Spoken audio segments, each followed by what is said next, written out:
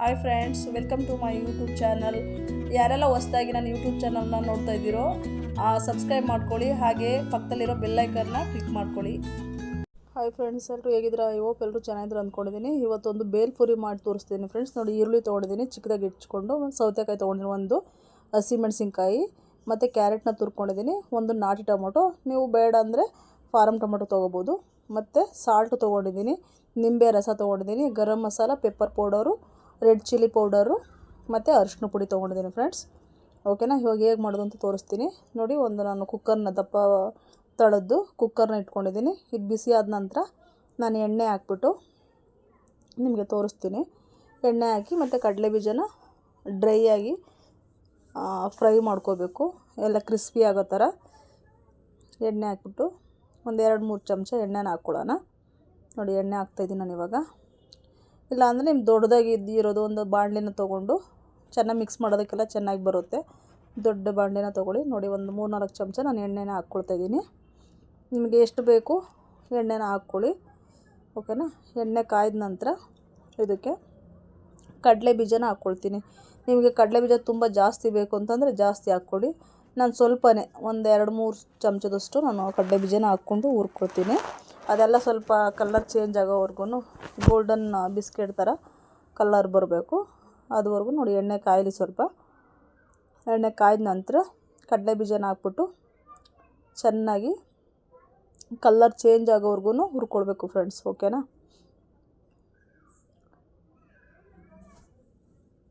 ಕಡಲೆ ಬೀಜ ನಿಮಗೆ ಎಷ್ಟು ಬೇಕೋ ಅಷ್ಟನ್ನು ಹಾಕ್ಕೊಳ್ಳಿ. ತುಂಬ ಜಾಸ್ತಿ ಬೇಕು ಅಂದರೆ ಜಾಸ್ತಿ ಹಾಕ್ಕೊಳ್ಬೋದು.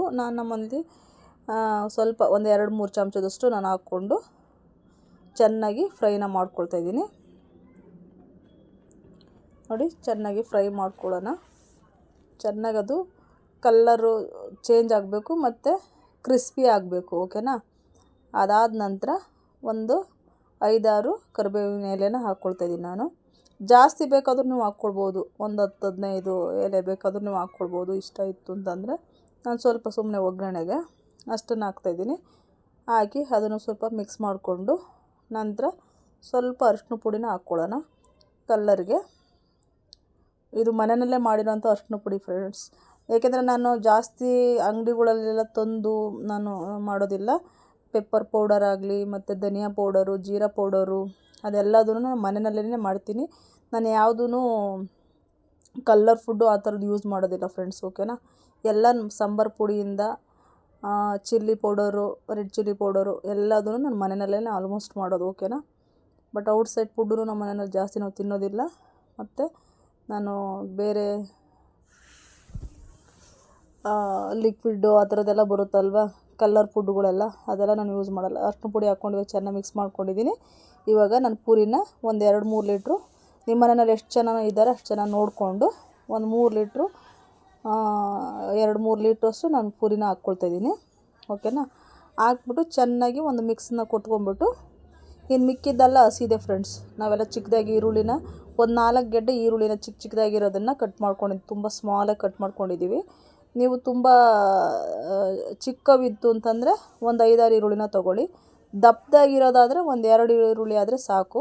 ಬಟ್ ಅದು ಕ್ರಂಚಿಯಾಗಿ ಬಾಯಿನಲ್ಲಿ ಸಿಗ್ತಾಯಿದ್ರೆ ತುಂಬ ಚೆನ್ನಾಗಿರುತ್ತೆ. ಓಕೆನಾ, ನಾನು ಒಂದು 2 ದಪ್ಪದೇ ಅದೇ ಆ್ಯಕ್ಚುಲಿ, ಅದು ಒಂದು ದಪ್ಪ ಸೈಜಿಂದು ಒಂದು 2 ಈರುಳ್ಳಿನ ಚಿಕ್ಕದಾಗಿ ಕಟ್ ಮಾಡ್ಕೊಂಡಿದ್ದೀನಿ ನಾನು. ಇವಾಗ ನೋಡಿ, ಪುರಿನ ಇವಾಗ ಹಾಕ್ಕೊಂಡು ಚೆನ್ನಾಗಿ ಅರಿಶಿನ ಪೌಡ್ರ್ ಹಾಕಿದ್ವಲ್ಲ ನಾವು, ಯೆಲ್ಲೋ ಪೌಡರು, ಟರ್ಮರಿಕ್ ಪೌಡರು, ಅದು ಮತ್ತು ಕರಿಬೇವಿನ ಸೊಪ್ಪು, ಕಡಲೆ ಬೀಜ, ಎಣ್ಣೆ ಎಲ್ಲದನ್ನು ಹೊಂದ್ಕೊಳ್ಳೋ ಥರ ಚೆನ್ನಾಗಿ ಒಂದು ಮಿಕ್ಸನ್ನು ಕೊಟ್ಬಿಟ್ಟು, ಇನ್ನು ಮಿಕ್ಕಿದ್ದೆಲ್ಲ ಹಸಿದೆ, ಹೇಗೆ ಮಿಕ್ಸ್ ಮಾಡೋದು ಅಂತ ತೋರಿಸ್ತೀನಿ ಫ್ರೆಂಡ್ಸ್. ನಾವು ಇವಾಗ ಪಾನಿಪುರಿ ಅಂಗಡಿನಲ್ಲೆಲ್ಲ ಹೋಗಿ ಅವ್ರಿಗೆ ಏನೇನು ಕೈನಲ್ಲಿ ಮಾಡ್ತಾರೋ, ಅದು ಹೇಗೆ ಮಾಡ್ತಾರೋ ನಮಗೆ ಗೊತ್ತಿರೋದಿಲ್ಲ ಆ್ಯಕ್ಚುಲಿ. ಕೊಡಿ ಅಂದರೆ ನಮಗೆ ಕೊಟ್ಬಿಡ್ತಾರೆ, ನಾವು ತೊಗೊಂಬಂದು ತಿಂತೀವಿ. ಸುಮ್ಮನೆ ಫುಡ್ ಪಾಯ್ಸನ್ ಥರ ಸುಮ್ಮನೆ ಹೆಲ್ತ್ ಎಲ್ಲ ಪ್ರಾಬ್ಲಮ್ ಆಗುತ್ತೆ. ಓಕೆ, ಮನೆಯಲ್ಲೇ ಇರೋವಂಥ ವಸ್ತುಗಳಿಂದ ನಾವು ಮನೆಯಲ್ಲಿ ಏನೇನು ಸಾಮಾನು ಇದೆಯೋ ಅದರಲ್ಲೇ ನಾವು ಮಾಡ್ಕೊಳ್ಬೋದು. ಓಕೆನಾ, ಈ ಥರ ಸ್ನ್ಯಾಕ್ಸು ಸಾಯಂಕಾಲ ಟೈಮ್ನಲ್ಲಿ ಟೀ ಕುಡಿಯೋ ಟೈಮ್ನಲ್ಲಾಗಲಿ, ಇಲ್ಲ ಬೇಜಾರಾದಾಗ ಯಾವಾಗಾದರೂ ನಾವು ಮಾಡ್ಕೊಬೋದು ಫ್ರೆಂಡ್ಸ್. ಮನೆಯಲ್ಲೇ ನೀವು ಆದಷ್ಟು ಮನೆಯಲ್ಲೇ ಮಾಡಿಕೊಂಡು ಮನೆ ಫುಡ್ಡನ್ನೇ ತಿನ್ನಿ ಫ್ರೆಂಡ್ಸ್. ಓಕೆನಾ, ಇವಾಗ ನೋಡಿ ಚೆನ್ನಾಗಿ ಒಂದು ಮಿಕ್ಸನ್ನು ನಾನು ಕೊಡ್ತಾಯಿದ್ದೀನಿ. ಚೆನ್ನಾಗಿ ಮಿಕ್ಸ್ ಆದ ನಂತರ ಇದು ಅರಿಶಿನ ಪುಡಿನೂ ಅಷ್ಟೇ ಫ್ರೆಂಡ್ಸ್, ನಮ್ಮ ಮನೆಯಲ್ಲಿ ಅರಿಶಿನ ಕೊಂಬು ಅಂತ ಹೇಳ್ತೀವಲ್ಲ, ಅದಿತ್ತು ಒಂದು 1/2 kg ಅಷ್ಟು. ನಾನು ಅದನ್ನು ಚೆನ್ನಾಗಿ ಒಣಗಿಸ್ಬಿಟ್ಟು ಎಲ್ಲ ಕ್ಲೀನ್ ಮಾಡಿಕೊಂಡು ನಾನು ಮಿಷಿನಲ್ಲಿ ಹೋಗ್ಬಿಟ್ಟು ಹಾಕ್ಸ್ಕೊಂಡು ಬಂದೆ. ಅದು 1 kg ಅರ್ಧ kg ಅಷ್ಟು ನನಗೆ ಪೌಡ್ರ್ ಸಿಕ್ಕಿತ್ತು. ಓಕೆನಾ, ಅದನ್ನು ನಾನು ಆರಾಮಾಗಿ ಯೂಸ್ ಮಾಡ್ತೀನಿ. ಇವಾಗೆಲ್ಲ ಕೆಮಿಕಲ್ಸ್ ಮಿಕ್ಸ್ ಆಗಿರುತ್ತೆ ಫ್ರೆಂಡ್ಸ್. ಓಕೆನಾ, ಅದರಿಂದ ಜಾಸ್ತಿ ನಾವು ಔಟ್ಸೈಡಿಂದನ್ನು ಯೂಸ್ ಮಾಡೋದನ್ನು ಬಿಟ್ಟು ಮನೆಯಲ್ಲಿರೋಂಥ ವಸ್ತುಗಳಿಂದಲೇ ನಾವು ಅಡುಗೆನ ಮಾಡ್ಕೊಂಡು ತಿಂದರೆ ಅದು ಒಳ್ಳೆ ಹೆಲ್ತಿಗೂ ಒಳ್ಳೆಯದು, ಆರ್ಗ್ಯಾನಿಕ್ ಆಗಿರುತ್ತೆ. ಓಕೆನಾ, ಇವಾಗ ನೋಡಿ ಚೆನ್ನಾಗಿ ಎಲ್ಲ ಕಡೆನೂ ಮಿಕ್ಸ್ ಮಾಡ್ಕೊತಾ ಇದ್ದೀನಿ. ನಂತರ ಒಂದು ಪಾತ್ರೆನ ತೊಗೊಂಡು ನಾನು ಮಿಕ್ಸ್ ಮಾಡೋದನ್ನು ತೋರಿಸ್ತೀನಿ. ಇವಾಗ ನೋಡಿ ಒಂದು ಪಾತ್ರೆ ತೊಗೊಂಡಿದ್ದೀನಿ. ಆ ಪಾತ್ರೆಯಲ್ಲಿ ಇವಾಗ ನಾನು ಈರುಳ್ಳಿನ ಹಾಕ್ಕೊಳ್ತೀನಿ. ಫಸ್ಟು ತುಂಬ ಚಿಕ್ಕದಾಗಿ, ಎಷ್ಟು ಚಿಕ್ಕದಾಗಿ ಆಗುತ್ತೋ ಅಷ್ಟು ಚಿಕ್ಕದಾಗಿ ಕಟ್ ಮಾಡ್ಕೊಳ್ಳಿ ನೀವು.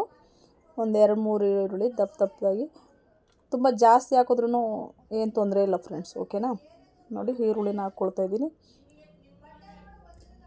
ತುಂಬ ಚಿಕ್ಕದಾಗಿ, ಆದಷ್ಟು ನೀವು ಚಿಕ್ಕದಾಗಿ ಟ್ರೈ ಮಾಡಿ ಕಟ್ ಮಾಡೋದಕ್ಕೆ. ಇಲ್ಲ ಅಂದರೆ ಅದು ಮಿಷಿನ್ ಥರ ಬರುತ್ತೆ, ಅದ್ರಲ್ಲಿ ಬೇಕಾದ್ರೂ ನೀವು ಮಾಡ್ಬೋದು. ನೋಡಿ ಇವಾಗ ನಾಟಿ ಟೊಮೊಟೊ, ನಮ್ಮಲ್ಲಿ ಫಾರಮ್ ನಾನು ಯೂಸ್ ಮಾಡಲ್ಲ, ಅದಕ್ಕೆ ನಾಟಿ ಟೊಮೊಟೊ ಇತ್ತು. ಒಂದೇ ಒಂದು ನಾಟಿ ಟೊಮೊಟೊನ ಅದನ್ನು ಚಿಕ್ಕದಾಗಿ ಕಟ್ ಮಾಡಿಕೊಂಡು ಹಾಕ್ಕೊಳ್ತಾಯಿದ್ದೀನಿ.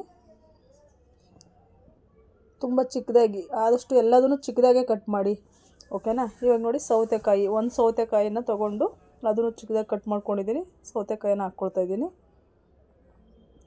ಇಲ್ಲ ನೀವು ತುರಿದು ಹಾಕ್ಕೊಳ್ತೀವಿ ಅಂದ್ರೂ ಹಾಕ್ಬೋದು. ಈ ಥರ ಅಂದರೆ ನಮಗೆ ಬಾಯಿಗೆ ಸ್ವಲ್ಪ ಸಿಗ್ತಾ ಇರುತ್ತಲ್ವ, ಆಗ ನಮಗೊಂಥರ ಚೆನ್ನಾಗಿರುತ್ತೆ. ಓಕೆನಾ, ಟೇಸ್ಟು ತಿಂತಾಯಿದ್ರೆ. ಸೌತೆಕಾಯಿ ಒಂದು ಕಡೆ, ಹಸಿಮೆಣ್ಸಿನ್ಕಾಯಿ ಮತ್ತು ಇದು ನಾವು ಹಾಕ್ತಿರೋ ಐಟಮ್ಸ್ಗಳೆಲ್ಲ ನಮ್ಗೆ ಒಂದೊಂದೇ ಬಾಯಿನಲ್ಲಿ ಸಿಗ್ತಾಯಿದ್ರೆ ಅದ್ರದ್ದು ಒಂದು ಮಜಾ ಇರುತ್ತೆ. ಓಕೆನಾ, ಇವಾಗ ನೋಡಿ ತುರಿದಿರೋ ಕ್ಯಾರೆಟ್ನ ಹಾಕ್ತೆ, ಮತ್ತು ಈಗ ಹಸಿಮೆಣ್ಸಿನ್ಕಾಯಿನ ಹಾಕ್ಕೊಳ್ತಿದ್ದೀನಿ ನಾನು. ಹಸಿಮೆಣ್ಸಿನ್ಕಾಯಿ ಒಂದು 2-3, ನಿಮಗೆ ಖಾರಕ್ಕೆ ಎಷ್ಟು ಬೇಕೋ ಅದನ್ನು ನೋಡ್ಕೊಂಡು ಹಾಕ್ಕೊಳ್ಳಿ. ಬೇಕಾದರೆ ನೀವು ಹಸಿಮೆಣ್ಸಿನ್ಕಾಯಿನ ಎಣ್ಣೆಲೇ ಫ್ರೈ ಮಾಡ್ಕೊಳ್ಬೋದು ಫ್ರೆಂಡ್ಸ್. ಓಕೆನಾ, ಮತ್ತು ಇವಾಗ ನಾನು ಕೊತ್ತಂಬರಿ ಸೊಪ್ಪು ಹಾಕ್ತಿದ್ದೀನಿ, ಮತ್ತು ಒಂದು ಫುಲ್ ಕ್ಯಾರೆಟ್ನ ತೊಗೊಂಡು ತುರಿದಿದ್ದೀನಿ ನಾನು. ಓಕೆನಾ, ಇವಾಗ ನೋಡಿ ಕೊತ್ತಂಬರಿ ಸೊಪ್ಪು, ಒಂದು ಸ್ವಲ್ಪ ಕೊತ್ತಂಬರಿ ಸೊಪ್ಪನ್ನ ಹಾಕ್ಕೊಳ್ತಾಯಿದ್ದೀನಿ. ಇದೆಲ್ಲ ಹಾಕಿದ ನಂತರ ನೀವು ಬೇಕಾದರೆ ಇದನ್ನು ಎಣ್ಣೆಯಲ್ಲಿ, ಹಸಿಮೆಣ್ಸಿನ್ಕಾಯಿನ ನಿಮ್ಗೆ ಈ ಥರ ಬೇಡ ಅಂದರೆ ಎಣ್ಣೆಯಲ್ಲೇ ಸ್ವಲ್ಪ, ಇವಾಗ ನಾವು ಕಡಲೆ ಬೀಜ ಎಲ್ಲ ಹುರಿದ್ವಲ್ಲ ಆ ಟೈಮಲ್ಲಿ ಫ್ರೈ ಮಾಡ್ಕೋಬೋದು. ಇವಾಗ ನೋಡಿ ಎಣ್ಣೆನ ಹಾಕ್ಕೊಳ್ತಿದ್ದೀನಿ. ನಾನು ಸನ್ಫ್ಲವರ್ ಆಯಿಲ್ ಯೂಸ್ ಮಾಡೋದು ಮನೆಯಲ್ಲಿ. ಅದನ್ನ ಇವಾಗ ಒಂದು 2-3 ಚಮಚದಷ್ಟು ಎಣ್ಣೆನ ಹಾಕ್ಕೊಳ್ತಾಯಿದ್ದೀನಿ. ಬೇಕಾದ್ರೆ ನೀವು ಈರುಳ್ಳಿನೂ ಲೈಟಾಗಿ ಬೇಕಾದ್ರೆ ಫ್ರೈ ಮಾಡ್ಕೊಂಡು ಹಾಕ್ಕೋಬೋದು, ಬಟ್ ಅದರ ಟೇಸ್ಟೇ ಒಂಥರ ಆಗಿಬಿಡುತ್ತೆ. ಇವಾಗ ನಾನು ಪೆಪ್ಪರ್ ಪೌಡರ್ನು ಮತ್ತು ಒಂದು ಸ್ವಲ್ಪ, ಒಂದು 1/4 ಚಮಚದಷ್ಟು ಪೆಪ್ಪರ್ ಪೌಡರು, ಒಂದು 1/4 ಚಮಚದಷ್ಟು ಗರಂ ಮಸಾಲ ಹಾಕ್ಕೊಳ್ತೀನಿ. ಮತ್ತು ಹಸಿಮೆಣ್ಸಿನ್ಕಾಯಿ ಒಂದು 2-3 ಹಾಕಿದ್ದೀನಿ ನಾನು. ಅದ್ರ ಜೊತೆಗೆ ನಾನು ರೆಡ್ ಚಿಲ್ಲಿ ಪೌಡರ್ನು ಸ್ವಲ್ಪ ಹಾಕ್ಕೊಳ್ತೀನಿ ನಾನು. ಓಕೆನಾ, ಅದು ಇದು ಖಾರ ಎರಡೂ ಬ್ಯಾಲೆನ್ಸ್ ತುಂಬ ಚೆನ್ನಾಗಿರುತ್ತೆ, ಟೇಸ್ಟೂ ಚೆನ್ನಾಗಿರುತ್ತೆ ಫ್ರೆಂಡ್ಸ್. ಓಕೆನಾ, ನಮ್ಮನೆ ಮಾಡಿದ್ರು ಒಂದು ಅರ್ಧ ಗಂಟೆಗೆ ಎಲ್ಲ ಫುಲ್ ಖಾಲಿ ಆಗೋಯ್ತು. ಇವಾಗ ನೋಡಿ ರೆಡ್ ಚಿಲ್ಲಿ ಪೌಡರ್ ಹಾಕ್ಕೊಂಡೆ, ಅದು ಒಂದು ಅರ್ಧ ಚಮಚದಷ್ಟು, ಅದು ಖಾರ ಇದೆ. ಹಸಿಮೆಣ್ಸಿನ್ಕಾಯಿನೂ ಖಾರ ಇರುತ್ತಲ್ವ, ಅದನ್ನು ನೋಡಿಕೊಂಡು ನೀವು ಮನೇಲಿ ಖಾರ ಜಾಸ್ತಿ ತಿಂತೀವಿ ಅಂದರೆ ಜಾಸ್ತಿ ಹಾಕ್ಕೊಳ್ಳಿ. ಬಟ್ ಅಪ್ಪ ಅಮ್ಮ ಬೇರೆ ಬಂದಿದ್ದರು. ಓಕೆನಾ, ಮಾಡಿದ್ವಿ. ಇವಾಗ ಸಾಲ್ಟ್ ಹಾಕ್ಕೊಳ್ತಾಯಿದ್ದೀನಿ. ತುಂಬ ಚೆನ್ನಾಗಿತ್ತು. ನಿನ್ನೆ ಸ್ನ್ಯಾಕ್ಸಿಗೆ ನಾವು ಮಾಡಿಕೊಂಡು ಟೀ ಜೊತೆಯಲ್ಲಿ ತಿಂದ್ವಿ ಎಲ್ಲರೂ ಒಂದು ಪ್ಲೇಟ್ನ. ತುಂಬ ಸೂಪರಾಗಿತ್ತು. ಓಕೆನಾ, ಇವಾಗ ನೋಡಿ ಎಲ್ಲದನ್ನು ಹಾಕ್ಬಿಟ್ಟು ಒಂದು ಮಿಕ್ಸನ್ನು ಕೊಟ್ಬಿಡೋಣ. ಚೆನ್ನಾಗಿ ಒಂದು ಮಿಕ್ಸ್ ಮಾಡ್ಕೊಳ್ಳೋಣ. ಎಲ್ಲದು ಚೆನ್ನಾಗಿ ಪೌಡರ್ಸ್ ಎಲ್ಲ ಹಾಕಿದ್ವಲ್ವ ನಾವು, ಅದೆಲ್ಲ ಸ್ವಲ್ಪ ಚೆನ್ನಾಗಿ ಮಿಕ್ಸ್ ಆಗೋವರೆಗೂ ಮಿಕ್ಸ್ ಮಾಡಿಬಿಟ್ಟು, ನಾವು ಫ್ರೈ ಮಾಡಿದ್ದೀವಲ್ವ ಕಡಲೆ ಬೀಜ, ಅದೆಲ್ಲ ಕರಿಬೇವಿನ ಸೊಪ್ಪು ಎಲ್ಲ ಪುರಿ ಅರಿಶಿನ ಪೌಡರ್ ಹಾಕ್ಬಿಟ್ಟು ಅದನ್ನು ಇದರಲ್ಲಿ ಹಾಕ್ಕೊಂಡು ಮತ್ತು ಇನ್ನೊಂದು ಮಿಕ್ಸನ್ನು ಚೆನ್ನಾಗಿ ಕೊಡಬೇಕು. ಅದಾದ ನಂತರ ಮನೆಯಲ್ಲಿ ನಿಮಗೆ ಖಾರ ಯಾವುದಾದ್ರೂ ಮಿಕ್ಸ್ಚರು, ಸೇಮಿಯಾ ಬರುತ್ತಲ್ಲ, ಸೇಮಿಯಾ ಅಂತೇಳ್ಬಿಟ್ಟು ಆ ಥರ ಬೇಕಾದರೂ ನೀವು ಹಾಕ್ಕೊಳ್ಬೋದು. ನಮ್ಮಲ್ಲಿ ದಪ್ಪ ಖಾರನೇ ಇತ್ತು, ನಾವು ಅದನ್ನೇ ಯೂಸ್ ಮಾಡಿದ್ವಿ ಫ್ರೆಂಡ್ಸ್. ಓಕೆನಾ, ನೋಡಿ ಇವಾಗ ಪೂರಿನ ಹಾಕ್ಕೊಳ್ತಾಯಿದ್ದೀನಿ. ಹಾಕ್ಕೊಂಡು ಚೆನ್ನಾಗಿ ಮಿಕ್ಸ್ ಮಾಡಿ. ಈ ಸುಮ್ಮನೆ ಹೋಗಿ ನೀವು 35-40 ರೂಪಾಯಿ ಕೊಟ್ಟು ಅಕಸ್ಮಾತ್ ಚೆನ್ನಾಗಿಲ್ಲ ಅಂದರೂ ತಿನ್ನಲೇಬೇಕು, ಅದನ್ನು ಎಸೆಯೋದಕ್ಕೂ ಆಗೋದಿಲ್ಲ. ಅದೇ ನೀವು ಮನೆಯಲ್ಲಿ ಈ ಥರ ನೀವು ಮಾಡಿದ್ರೆ ಆರಾಮಾಗಿ ನಿಮಗೆ ಒಂದು ಅರ್ಧ ಗಂಟೆಯಲ್ಲಿ ಎಲ್ಲ ಆಗಿ ಹೋಗ್ಬಿಡುತ್ತೆ ಫ್ರೆಂಡ್ಸ್. ಓಕೆನಾ, ಆದಷ್ಟು ಮನೆಯಲ್ಲೇ ನೀವು ಟ್ರೈ ಮಾಡಿ. ಔಟ್ಸೈಡ್ ಫುಡ್ಡನ್ನು ಜಾಸ್ತಿ ಯಾರೇ ತಿಂತಾಯಿದ್ರೂ ಸ್ವಲ್ಪ ಅವಾಯ್ಡ್ ಮಾಡಿ, ನಮ್ಮ ಹೆಲ್ತಿಗೂ ಒಳ್ಳೆಯದು. ಓಕೆನಾ, ನೋಡಿ ಇವಾಗ ಎಲ್ಲ ಹಾಕ್ತಾಯಿದ್ದೀನಿ ನಾನು. ಚೆನ್ನಾಗಿ ಹಾಕ್ಬಿಟ್ಟು ಒಂದು ಮಿಕ್ಸನ್ನು ಮಾಡಿದ್ರೆ ರೆಡಿ ಆಗುತ್ತೆ ಬೇಲ್ಪುರಿ. ಈ ವಿಡಿಯೋ ನಿಮಗೆ ಹೇಗೆ ಅನ್ನಿಸ್ತು ಅಂತೇಳ್ಬಿಟ್ಟು ಕಮೆಂಟ್ನಲ್ಲಿ ನನಗೆ ದಯವಿಟ್ಟು ತಿಳಿಸಿ. ಮತ್ತು ನಿಮಗೆ ಯಾವುದೇ ಅಡುಗೆ ಬೇಕಾದ್ರೂ ನನಗೆ ಕಮೆಂಟ್ನಲ್ಲಿ ತಿಳಿಸಿ, ಏನು ಅಡುಗೆ ಬೇಕು ಅಂತೇಳ್ಬಿಟ್ಟು ನಾನು ಮಾಡಿ ತೋರಿಸ್ತೀನಿ, ಓಕೆನಾ. ಮತ್ತು ಫಸ್ಟ್ ಟೈಮ್ ನನ್ನ ಚಾನಲ್ನ ನೋಡ್ತಾ ಇದ್ದರೆ ಸಬ್ಸ್ಕ್ರೈಬ್ ಮಾಡ್ಕೊಳ್ಳಿ.